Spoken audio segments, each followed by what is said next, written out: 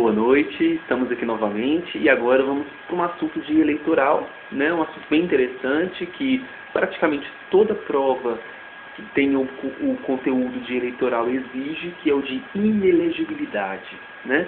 É um assunto às vezes que assusta muitos candidatos, mas neste momento nós vamos detalhar passo a passo dos casos de inelegibilidade, as hipóteses, então para deixar bem claro para vocês que não existe segredo, né? Basta vocês entenderem passo a passo que vai ficar bem claro, né?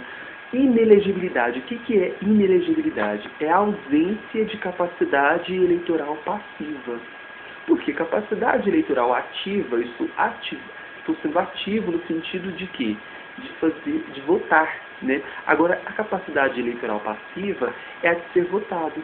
Então, a inelegibilidade é o processo no qual há ausência de capacidade eleitoral passiva, ou seja, um impedimento à candidatura de mandato eletivo, do executivo ou do judiciário, né? Então, inelegibilidade é a ausência de capacidade eleitoral passiva, né?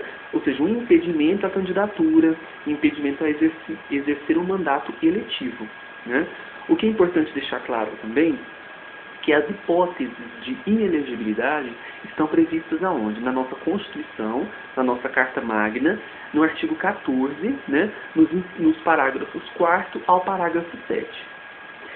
O que a gente sabe sobre inelegibilidade é quando fala sobre que elas não são exaustivas, ou seja, números clausos, elas não são exaustivas. Por quê? Porque lei complementar pode estabelecer outras hipóteses.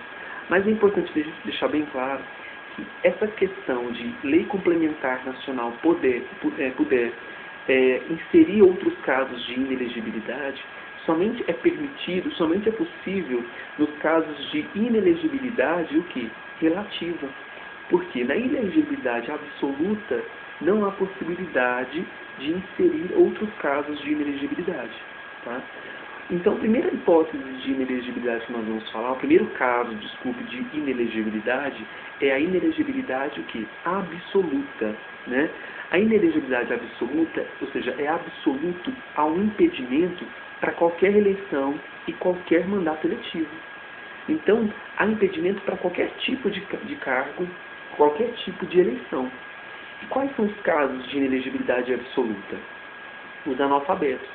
O analfabeto, de acordo com a nossa Constituição, Código Eleitoral, ele pode o quê? Alistar e pode votar. Né? Ou seja, ele pode exercer a capacidade eleitoral ativa, porém eles não podem ser eleitos.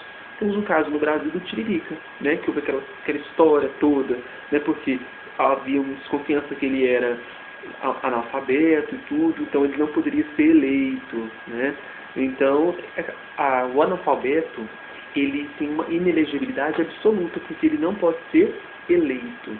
O outro caso de inelegibilidade absoluta é dos não alistáveis, que são os estrangeiros, dos conscritos, durante o período do serviço militar obrigatório. Conscrito é aquele seu irmão, né, que está fazendo o processo aí para tirar carteira de reservista, né? O conscrito é aquele que está durante o período de serviço militar obrigatório, né?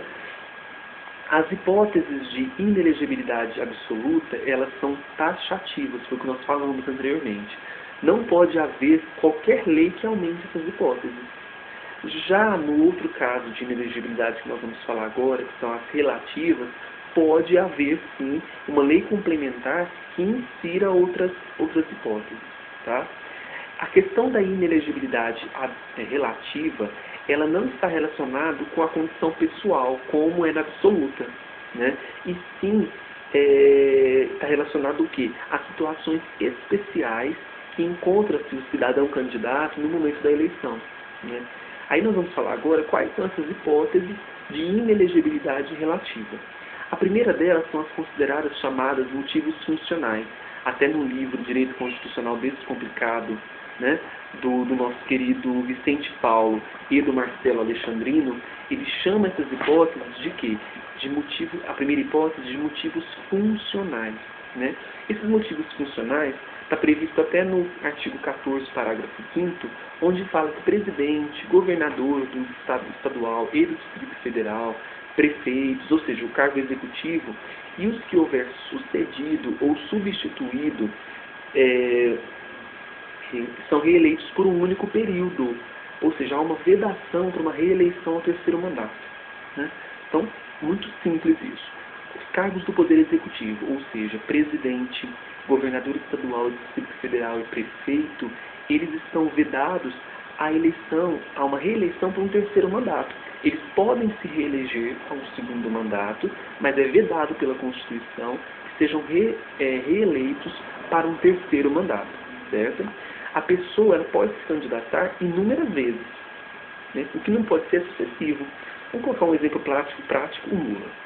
O Lula ele foi nosso presidente, né, de 2002 a 2006, se reelegeu, ganhou a eleição e exerceu um segundo mandato de 2006 a 2010. Ele não pôde, né, e não está fazendo o seu terceiro mandato. Quem está fazendo é a Dilma Rousseff, né? O que ele pode fazer, nas eleições de 2014, no ano da Copa, ele se reeleger. Porque a Constituição ela não veda que ele pode, em toda a carreira política, fazer só 2 vezes a eleição, só pode se reeleger uma vez. Não, o que não pode é ser sucessivo. O que ele não poderia é participar das eleições como candidato nas eleições de 2010. Né? Foi o que ele não fez, né? Agindo de acordo. A Constituição Federal também diz que não se exige ao candidato-chefe do Poder Executivo desincompatibilização, ou seja, que ele se renuncie ou se afaste caso pretenda se concorrer à reeleição. Então, ao chefe do Poder Executivo, presidente, governador estadual, distrital e prefeito, não há necessidade que ele se afaste ou renuncie para concorrer à eleição. Tá? A Constituição Federal não impede que o chefe do Poder Executivo peça desincompatibilização para se candidatar à reeleição. Então, vamos lá. A Constituição Federal, né, dá esse direito ao chefe do Poder Executivo, que ele não se exige a ele desincompatibilização para concorrer à reeleição. Mas o chefe do Poder Executivo, ele pode pedir a sua desincompatibilização, o seu afastamento, né, uma licença para participar da reeleição. Ok?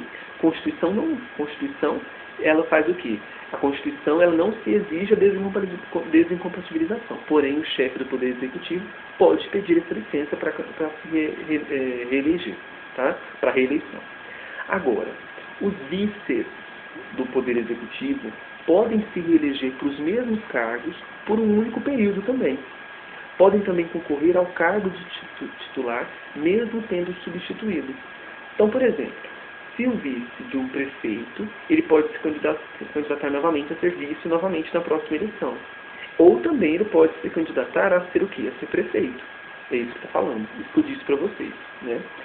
O titular do cargo do Poder Executivo não pode também exercer cargo de vice caso fosse titular de 2 mandatos sucessivos. Presta atenção. Vamos supor que o Lula foi presidente do Brasil nos anos de 2006, nos anos de 2002 a 2006 e 2006 a 2010. Vamos supor que ele fosse espertinho e quisesse ser candidato a vice da Dilma. Pode? Não pode. Por que não pode? Né? Por que a Constituição, no seu artigo 79, ela reza que o vice... O que diz o artigo 79? Ela reza que o vice substitui o presidente no caso de impedimento deste e o sucede no caso de vaga. O que isso está falando? Né? Caso isso acontecesse, se o Lula fosse vice na Dilma, né, se a Constituição permitisse isso, abriria-se uma via para ele lograr 3 mandatos sucessivos. Por quê, gente? Todo mundo sabe, né, que o vice-presidente, no caso de vacância, no caso do presidente, não é ele que vai assumir a vaga do presidente. Então era uma oportunidade, caso a Constituição não vedasse isso, o vice poderia assumir a presidência e exercer seu terceiro mandato, né? E isso a Constituição veda, né?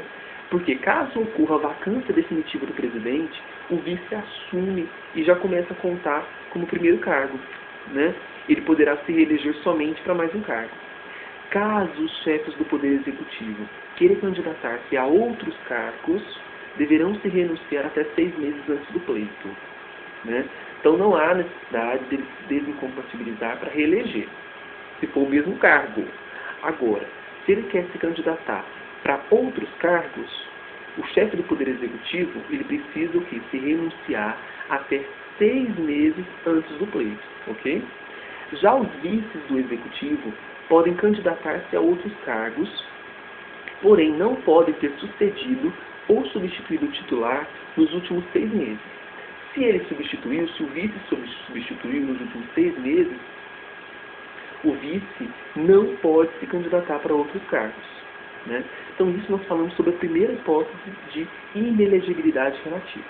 Agora nós trataremos da segunda hipótese, que é o motivo de casamento, parentesco e afinidade, né?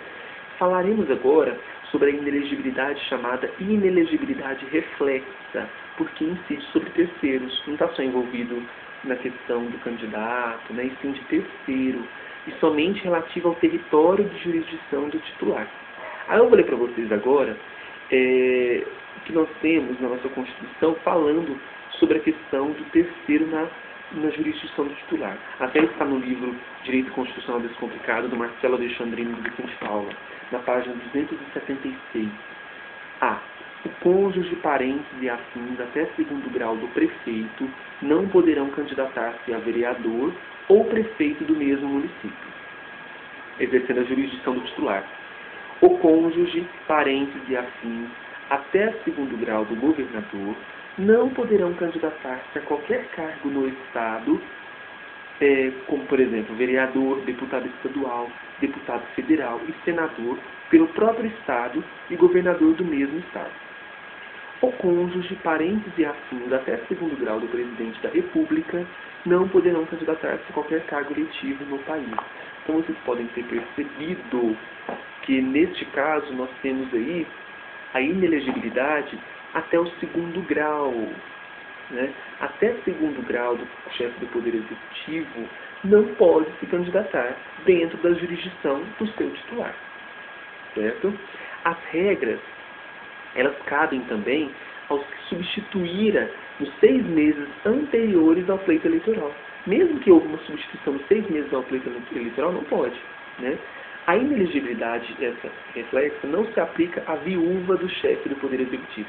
Então, se cair uma questão falando sobre a viúva do chefe do Executivo, não cai inelegibilidade. Por quê?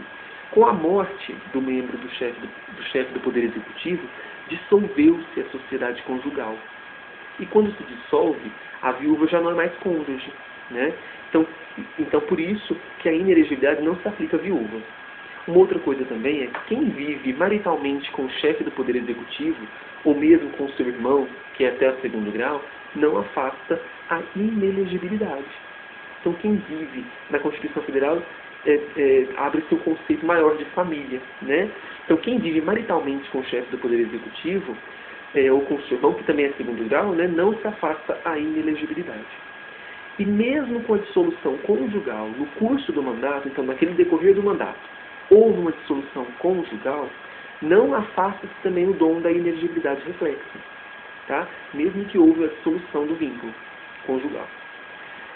Outro caso também, falando sobre inelegibilidade reflexa, é que, por exemplo, se houve a criação de um novo município, porque se desmembrou, né, houve um desmembramento e houve a criação de um outro município, o parente do prefeito do município mãe não pode se candidatar a chefe do Poder Executivo do município criado, tá?